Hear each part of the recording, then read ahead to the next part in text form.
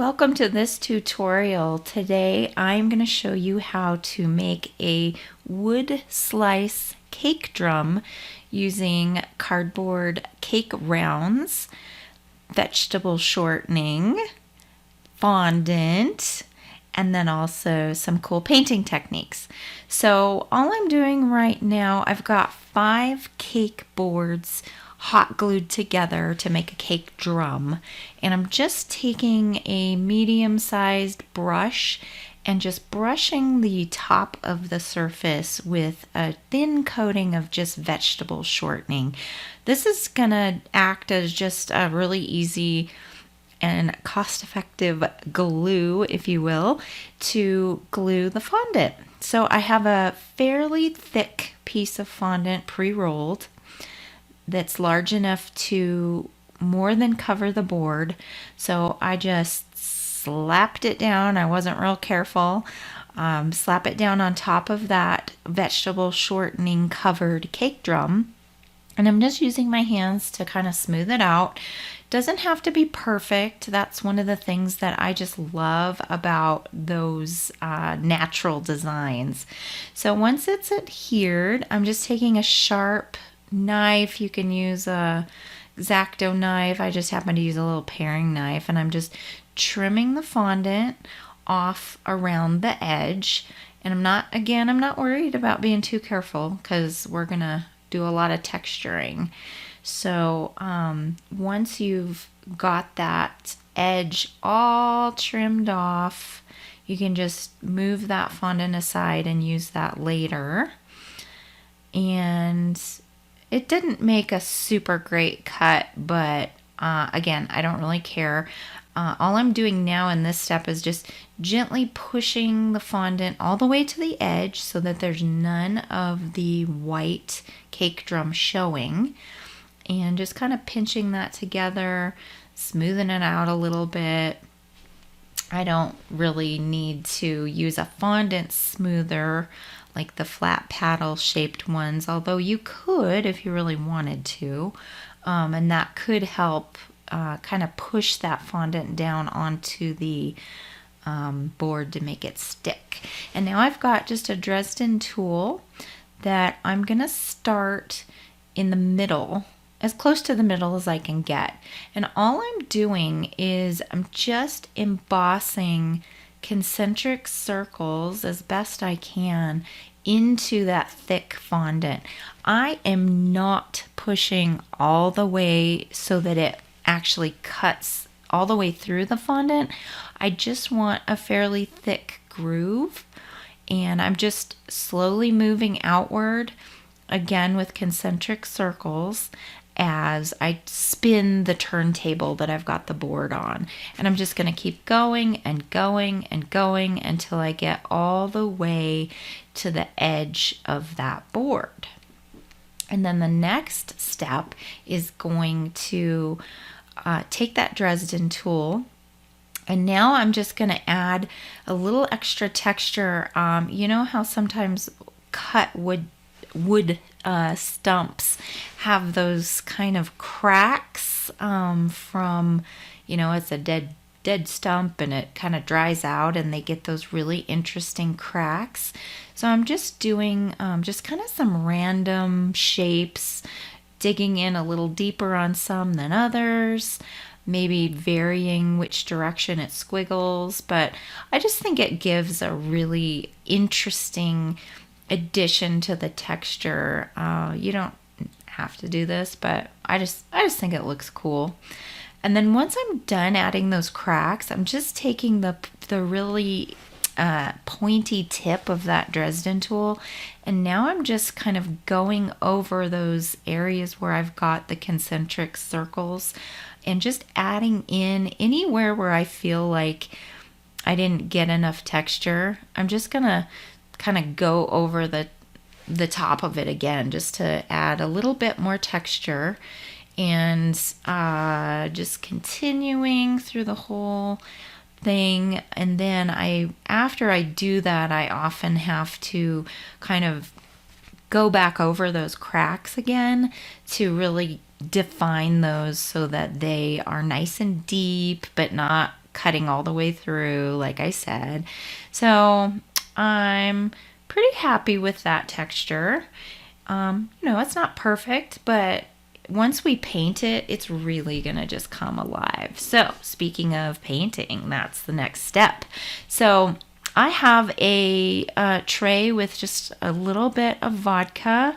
You could use lemon extract also. And then I'm using an ivory gel color as my base. So I'm just diluting that, mixing it into the vodka to give me a paint. And I am literally going to paint the entire surface in the ivory as a base color. So that's just going to go over the whole thing. And I'm just like dipping as I need more color, and I'm having to kind of use that brush to get into all the little grooves to make sure that none of the white is showing.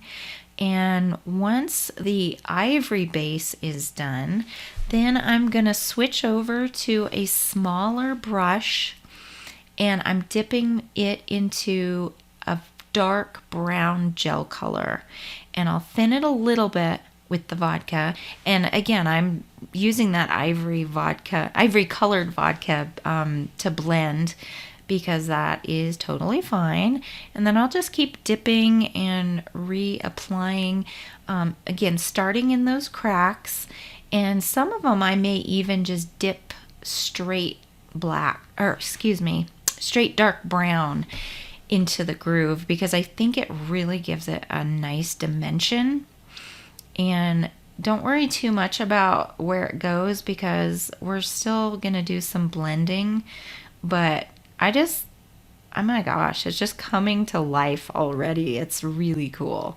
So once you've got that the dark brown gel color into all the cracks, then you're just going to start adding random stripes of the dark brown around the rest of the surface.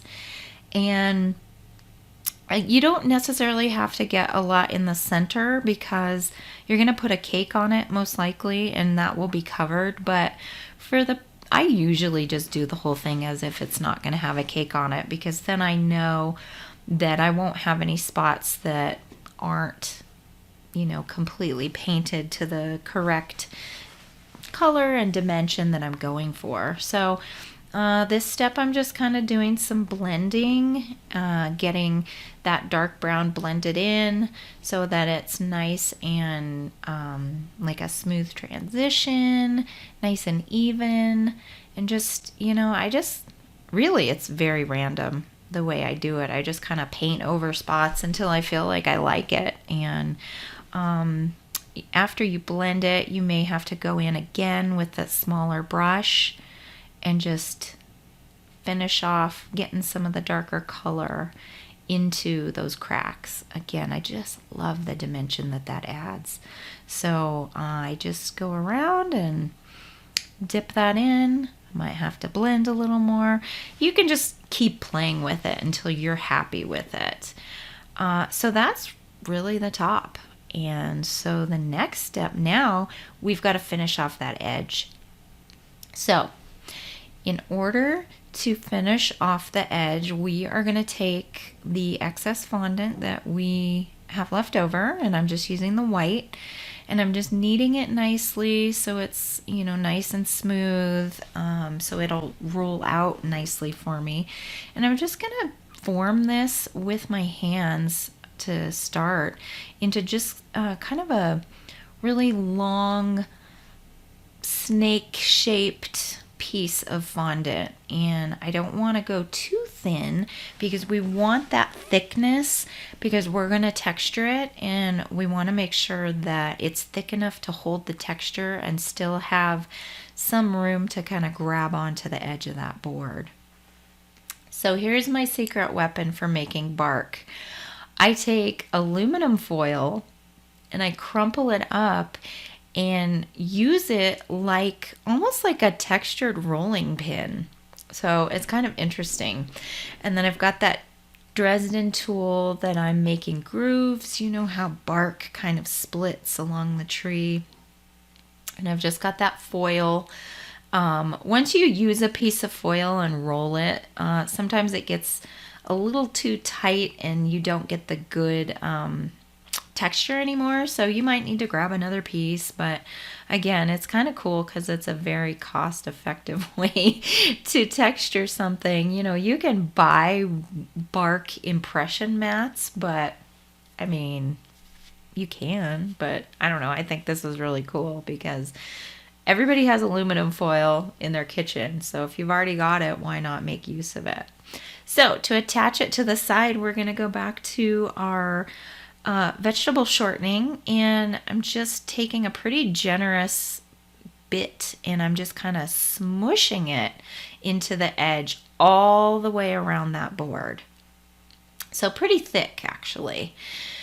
And then once I've got the entire perimeter of that board covered with a pretty decent amount of that vegetable shortening, then we have these strips of bark, if you will, that we've textured that I'm just going to push into the side so that it's adhering with that shortening. And it, again, you don't have to worry about perfection because it's a natural kind of design and we want it to have some character. It's okay if your pieces break off because you can just start where it broke and keep on moving. So I just kind of like, here's a piece you see that got broken. So I'm like, well, I don't care. I'll just rip it and start where I left off. So you're just going to do this until you've gone all the way around the perimeter. And one thing I'll note here is that I do like to have a little bit of the bark on the edge kind of poke up over the top to give it a little more height than the surface of the slab, just because I feel like the bark tends to look like that in nature. So I'm not having it be completely flush with the top. A little bit of overlap is okay and actually I think preferred. So, you know, play around with it, see what you think. But once this is all the way around the perimeter and textured to your liking, then we can move on to painting the side. So I'm going to go back with a large, actually it's kind of a medium-sized brush, and I am dipping this into almost straight brown gel coloring. It's thinned a little bit with vodka, but I want this to be really dark. So it's a little more dramatic than the brown that we did on the top, just for the accent color.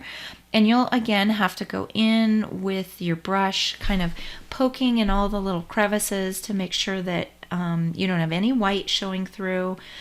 Don't have to worry too much about, you know, a little overlap on the top edge because you can smooth that out or blend it. But just making sure that you've got that covered. And so you're going to just do that same process all the way around the entire circumference of that edge with just pretty much straight brown gel coloring thinned with just a little bit of vodka. Then I like to add a little more dimension. So I'm going to take some forest green petal dust and I'm going to switch to a smaller kind of medium bristled brush, and it's dry. And all I'm doing is dipping that brush straight into that dry petal dust, and I'm just going to gently dab it onto the damp brown color.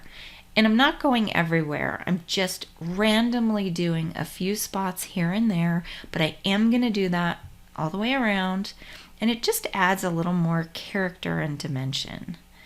So last step for painting, I use Hershey Cocoa instead of brown petal dust because it's cheaper and I've got it on hand and I use a lot of it in this technique, so I feel like it's better to use the cocoa powder rather than petal dust. And so I just drip dip my brush into the dry cocoa powder. It's a dry brush, and I'm just going to dab it over the top of the damp brown gel painted fondant on that side to just give it kind of a matte finish, take away some of the shine from the vodka, but it also just adds, again, another layer of dimension. It's just kind of an interesting technique. I also do the same thing with cocoa powder when I am making fondant that I want to look like worn leather. It just really makes it look so cool. So again, you can see I'm just dabbing the edges kind of randomly. I'm not really brushing at all. I'm dabbing. And as that dries, it's interesting how if there's a little more cocoa in certain areas, and when it dries, it looks really cool, and it just gives it some dimension. So that's pretty much what the sides look like. And so you've got the top with your rings and the side with your bark. And once it's completely dry, then you can go ahead and place your cake on it.